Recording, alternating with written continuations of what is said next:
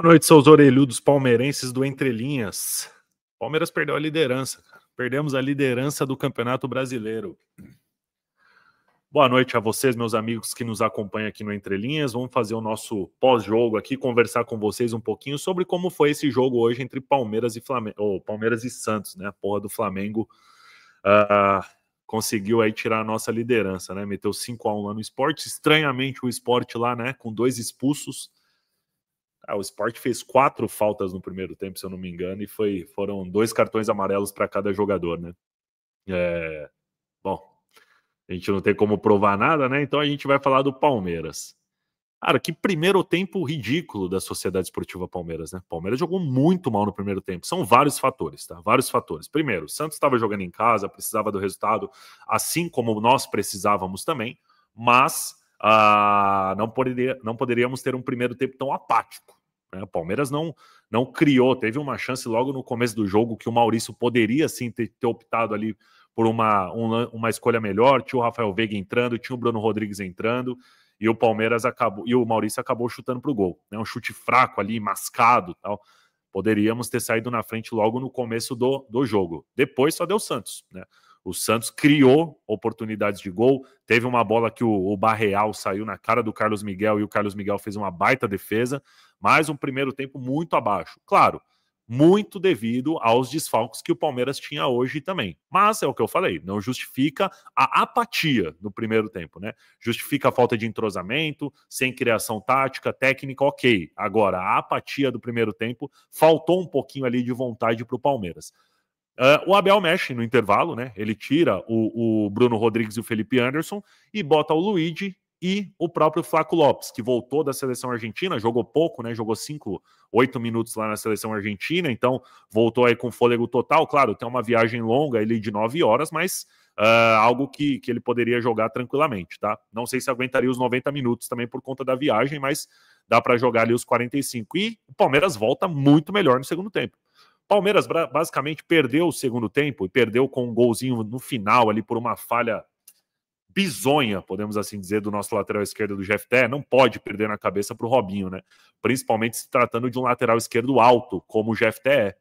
E ele perdeu ali, sobrou para o Roleiser e o Roleiser fez o gol, né? Um chute mascado também, a bola passou pelo Carlos Miguel ali que nada pôde fazer. Mas falando do segundo tempo, o Palmeiras dominou o segundo tempo, né?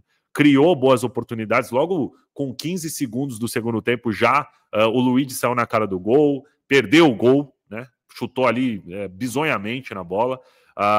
Depois o próprio Luigi criou uma boa chance, o Gabriel Brazão fez uma excelente defesa. Tudo bem, poderia ter chutado ali rasteiro, talvez. Eu acho que seria uma melhor escolha, né? Mas ele quis achar o ângulo do outro lado ali e o Brazão acabou fazendo a defesa. Então, o que o Palmeiras não teve no primeiro tempo, teve no segundo. Mais vontade, o Veiga melhor, o Palmeiras melhorou ali a troca de passes, uma coisa que eu falei ali no intervalo para algumas pessoas. Palmeiras trocando 4, 5 passes ali no meio campo, achava espaços, né? Mesmo no primeiro tempo, com o primeiro tempo muito abaixo do que a gente está acostumado do Palmeiras, Palmeiras encontrava espaços, encontrava alguns facilitadores ali para cruzar a intermediária do Santos, né? E não estava tão difícil, né?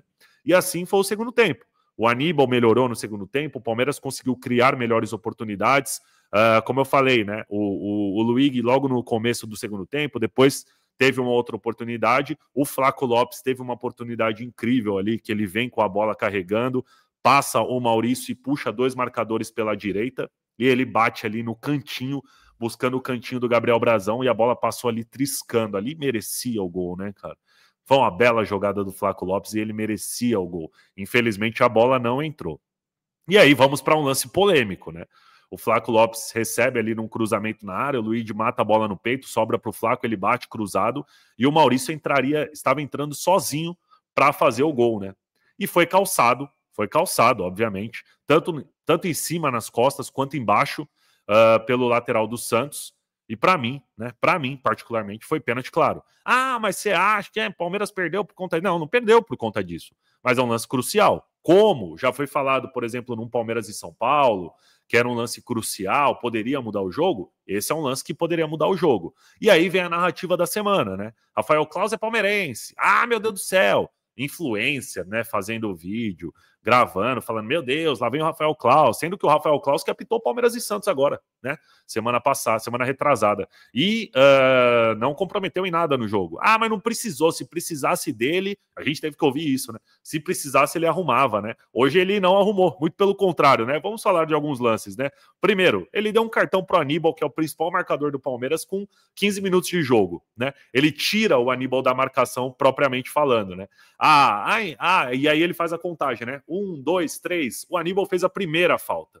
Primeira falta. Aí você vai considerar que 3 faltas do Palmeiras, um cartão amarelo? Pô, se for assim, então se o Palmeiras fizer 30 faltas num jogo, 10 serão advertidos com cartão amarelo. Isso não existe, cara. Você faz a contagem para o jogador quando quando as 3 faltas são do mesmo jogador, né? Eu nunca vi o cara fazer uma contagem de lances diferentes, né? Foi uma falta, salvo engano, do Kelvin, uma falta do Jefté ou do Mikael, e depois uma falta do Aníbal. Aí ele vai dar cartão pro Aníbal, né? Sem justificativa. Repito, essa justificativa de contar 1, 2, 3 não existe, né? Então ele mata o principal marcador do Palmeiras com 15 minutos do primeiro tempo. Esse pênalti, vamos falar o bem da real, se fosse contra o Palmeiras, não sei se ele daria também, mas a narrativa ia ser um absurdo, né? Campeonato manchado. Ah, o Rafael Claus é palmeirense. Nossa, mais uma vez o Palmeiras ajudado. Rapaziada, para quem acha que não foi pênalti, é só olhar o lance de dentro do gol. O Maurício chegou... o Maurício passou da bola, como falou o especialista, né? Paulo César de Oliveira. Pô, grande Paulo César e família Oliveira, que a gente sabe como funciona muito bem aqui dentro do nosso país. Nós sabemos onde ele está agora, né?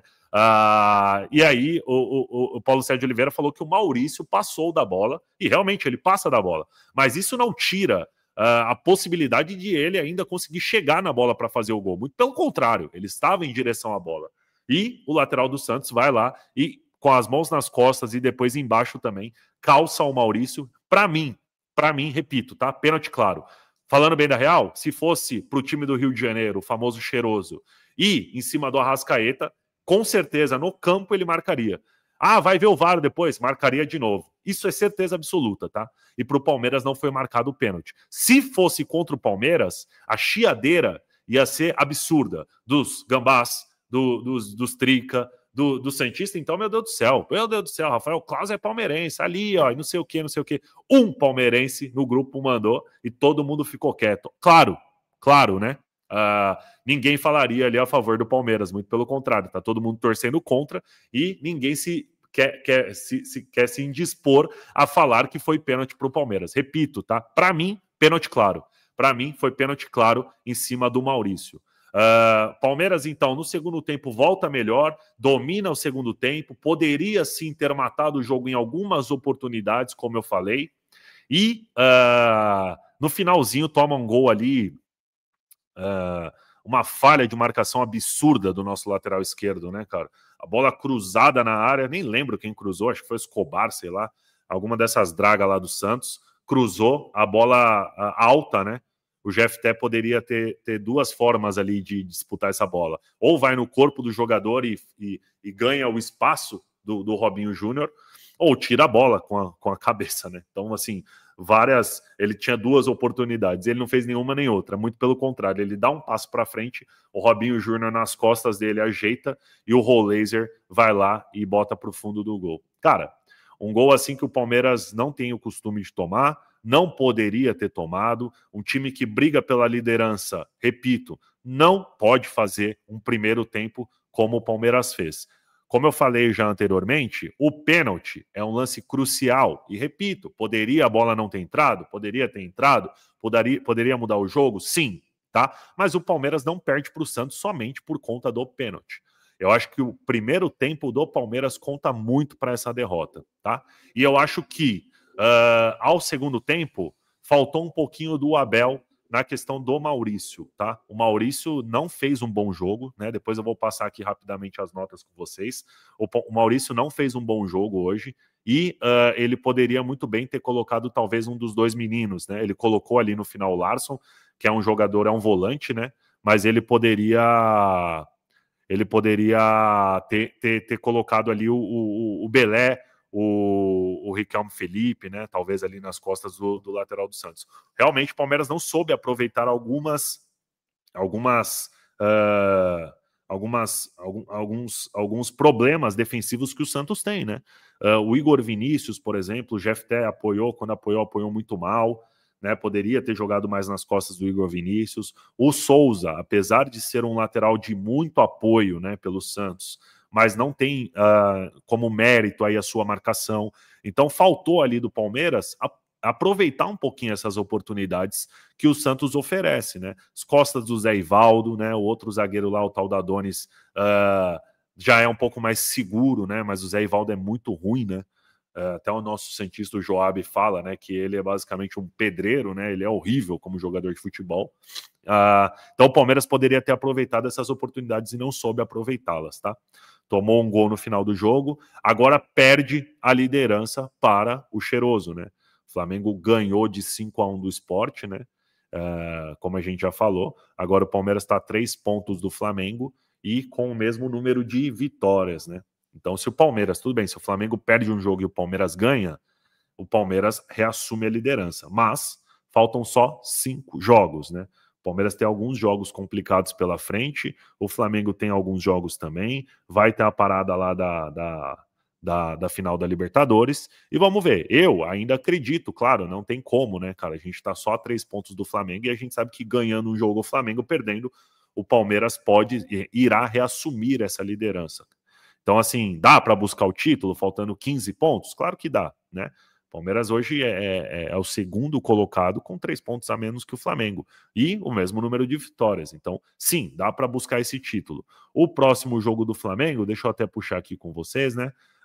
O Flamengo agora pega o Fluminense, né?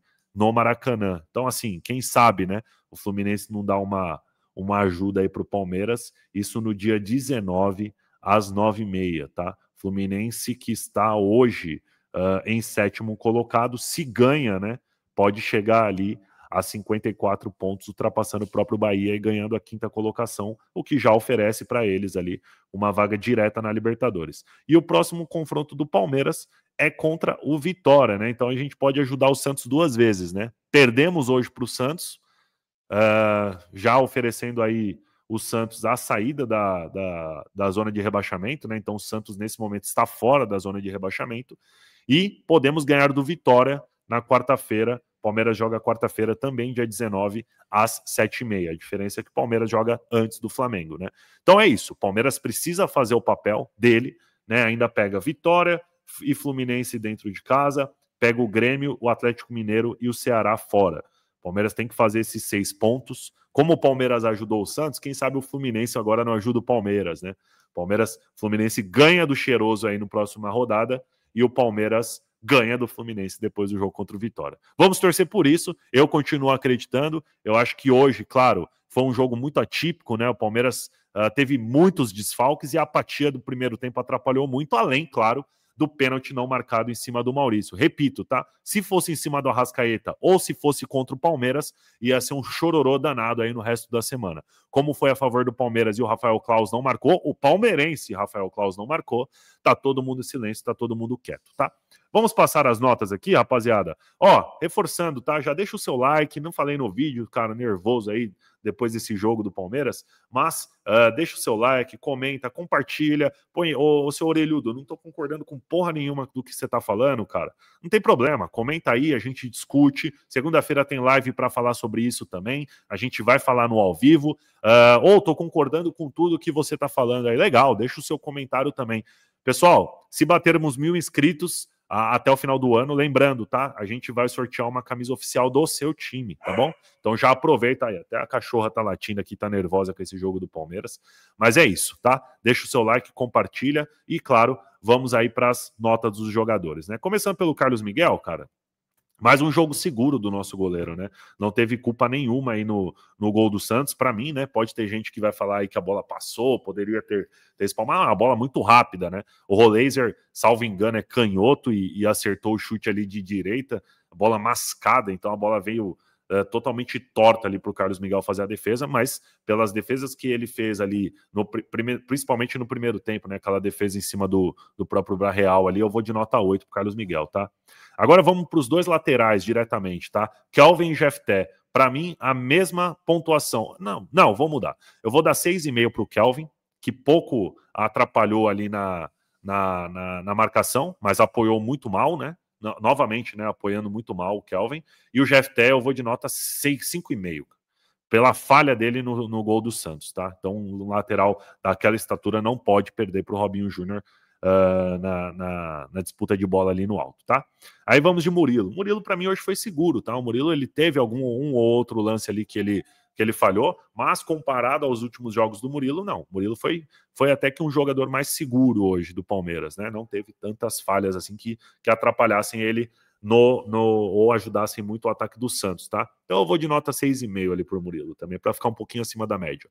Mikael, nota 6, tá? Não comprometeu, mas também nada além disso, né? Saída de jogo muito ruim do Mikael novamente.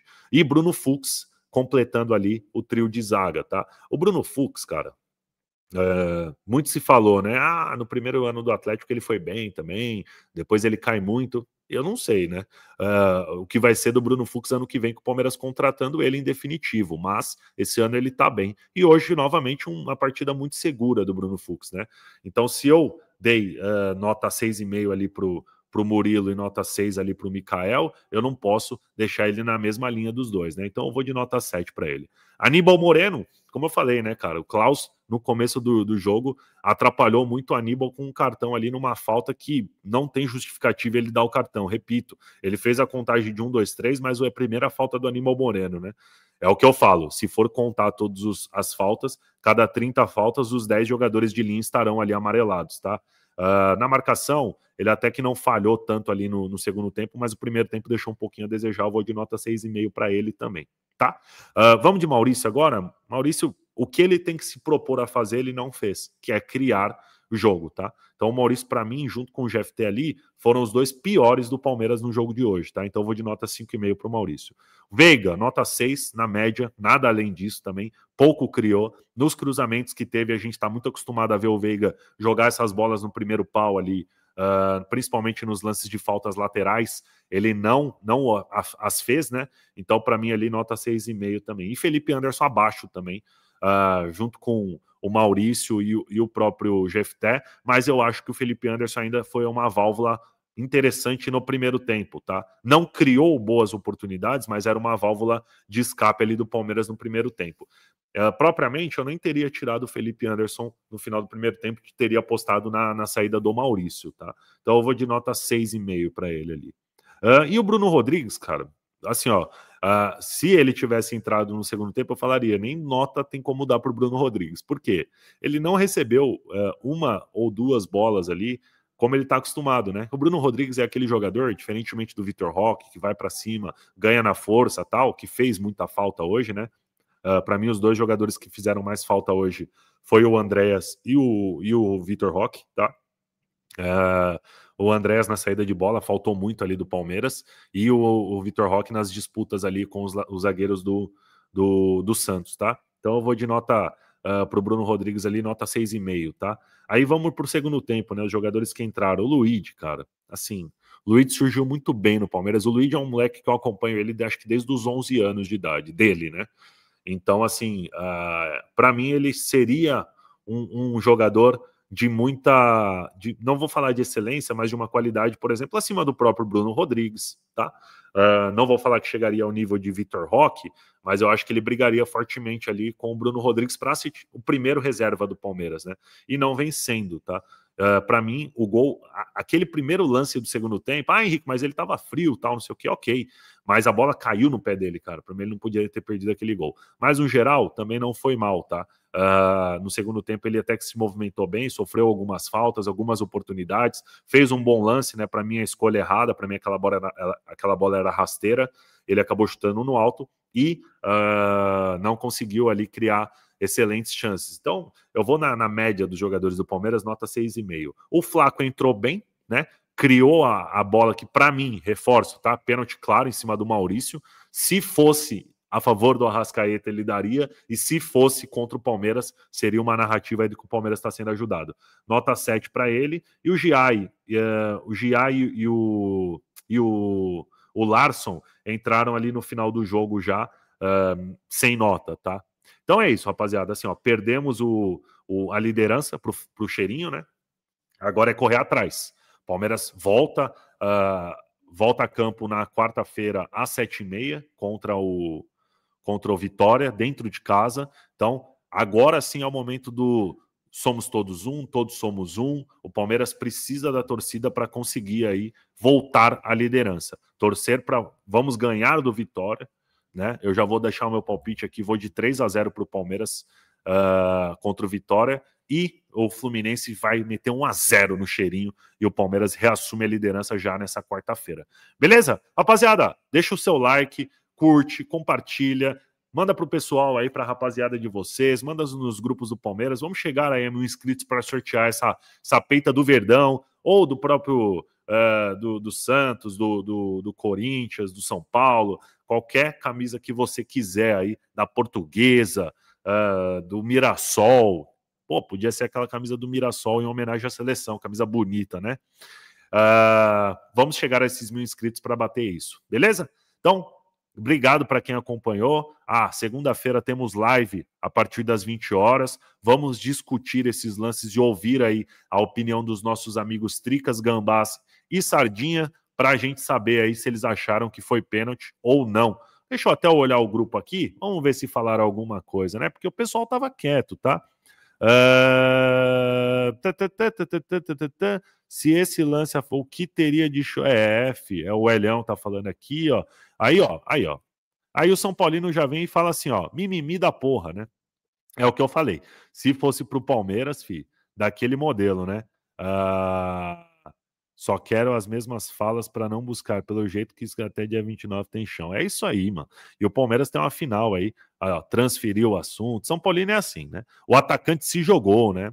O atacante se jogou. É o que a gente ouve, né, cara? O atacante se jogar,